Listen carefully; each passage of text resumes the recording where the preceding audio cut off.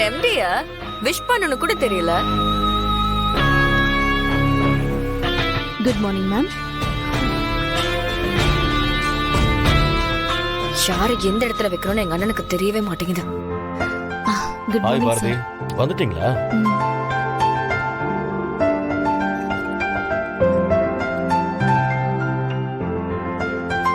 Sir ம்.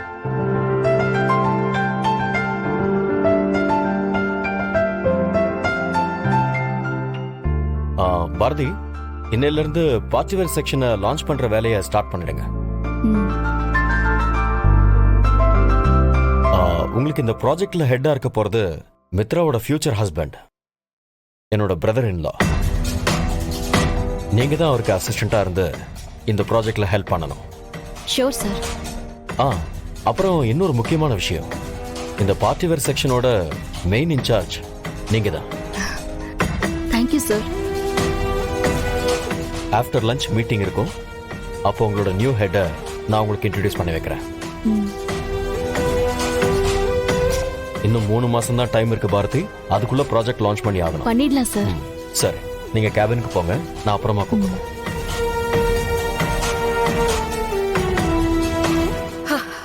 அண்ணா, இந்த ஆபீஸ்ல இன்சார்ஜா போடுறதுக்கு உனக்கு வேற ஆளே கிடைக்கலையா?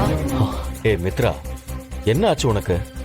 ஏன் பாரதியை பார்த்தா உனக்கு பிடிக்கவே மாட்டேங்குது? அவங்களுக்கும் உனக்கும் என்ன பிரச்சனை? அதெல்லாம் எனக்கு தெரியாது.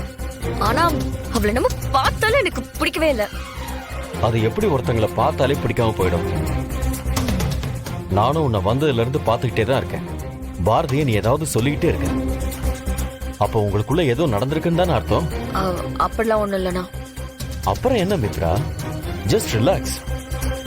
இங்க பாரு, பாரதி தான் இதுக்கு தகுதியான ஆளு. ஒருத்தரோட ஒர்க் நமக்கு எந்த அளவுக்கு யூஸ் ஆகுதோ அந்த அளவுக்கு நாம யூஸ் பண்ணிக்கிறது தான் பிசினஸ்க்கு ரொம்ப நல்லது.